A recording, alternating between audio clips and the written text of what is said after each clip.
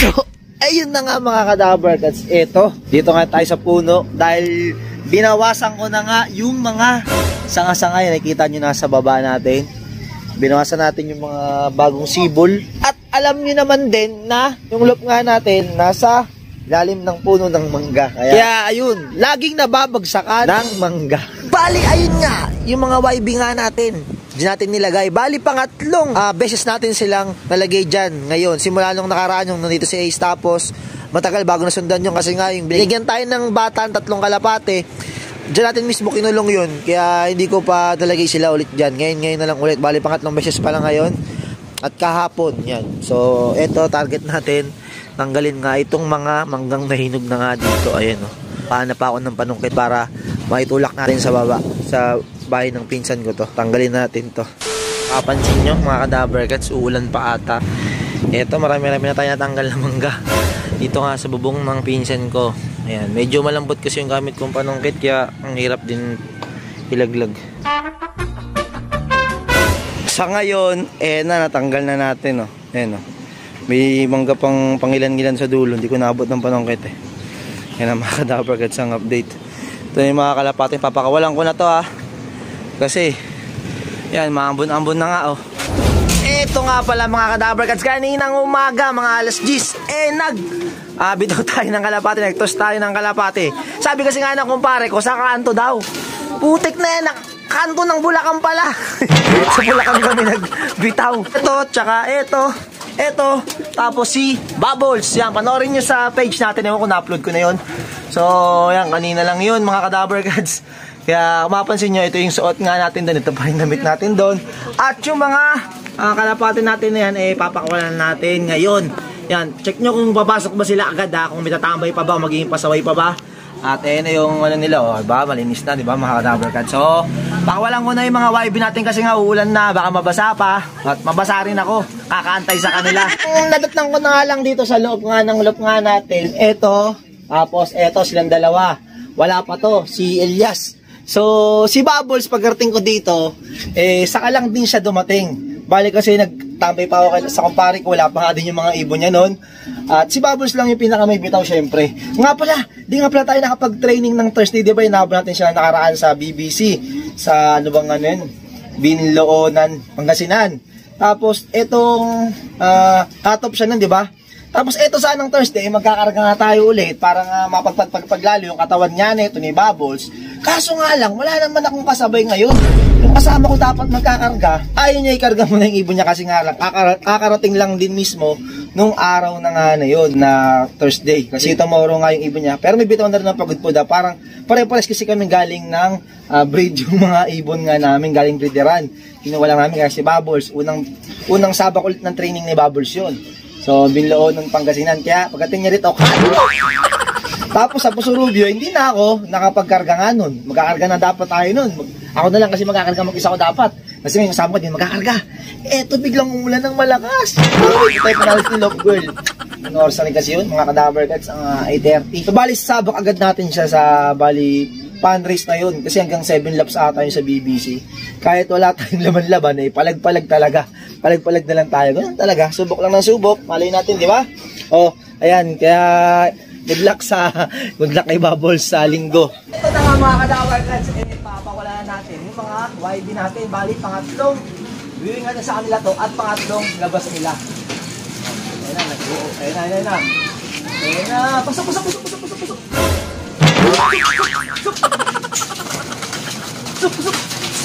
Ano nang kalbis. Ano nun? Tapos, ayun na, ito na agad, oh. Ayun na. Ayan na, mga kadaver cats, oh. Ayan na. Oh, ayun sila, oh. Oh.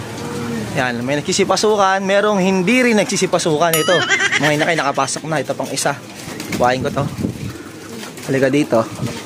Doon ka dapat papasok sa may trapdoor. Doon. Suk. Yan. Subatang maligo sa ulan, nag-installate pala tayo rito. Ayun na. Oh, ayun, nagsisino mo na yung iba. Yan. Kailangan talaga nilang matuto talaga sa trapping nga natin. Ano oras na ba?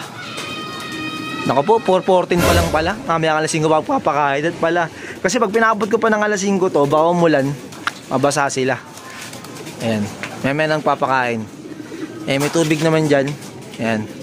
Ayan yung magiging pangakit natin sa kanila para magsipasok na agad. Tagay, mahirap na pa talaga yung pagtuturo ng inakay. Pero susunod magiging mabilis na rin sa trapping yung mga yan. Onting tsaga-tsaga pa.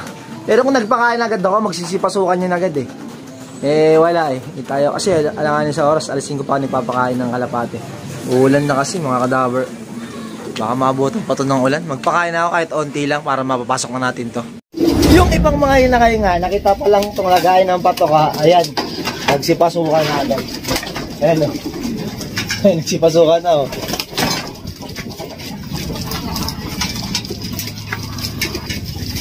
Ayan, pakainin na natin para magsipasukan palalo. Ayan Yan. Suk. Ikaw, hindi dyan ang pasukan. Doon ang pasukan sa trapdoor. Ayan. Pasukan na sila. Sa taas dapat, sa taas! Going up! Bale, dalawa na nga lang kalapate nasa labas. Yung iba kasi nagsipasukan na. Ayan, silang dalawa na lang ang titira dyan. Ayan. Ito gusto pumasok sa may pinto. Hindi naman din talaga dyan yung pasukan. Hindi nga dyan pasukan. Doon ang pasukan sa trapdoor.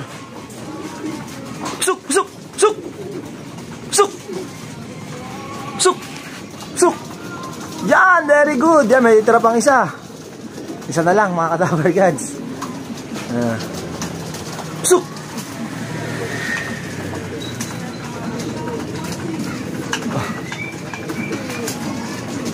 Yun, okay na. Lahat ng mga inakay nakapasok na. Napaga nga lang yung pagpapakain natin ng kalapate. Time check, 4:20. Ayan. So, uulan din naman. Pansin ko lang din kasi mga kadaver pag umuulan, napapasa-basa dyan. Parang nag-iinarte rin yung mga kalapate. Pag nagpapakain tayo tapos umuulan, hindi ganong kalakas yung kain nila. Pansin ko lang, sa loob ko lang kasi yun. Sa iba naman, magkakaiba naman tayo sa loob. Sa loob ko kasi nababasa dito. Parang nag-iinarte rin sila. Ayan Ayan, bali ito talaga yung late kaninang umuwi. Ayan, kalapating yan. Talagyan nyo na lang sa FB page natin. Baka uploaded na yun.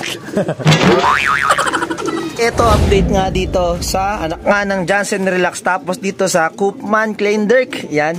So, bali, ito nga yung anak nga nila. Ayan ayan yung nilabas. Bali, i-out natin tong dalawang inakay na yan. Ayan, sa mag-a-avail dito.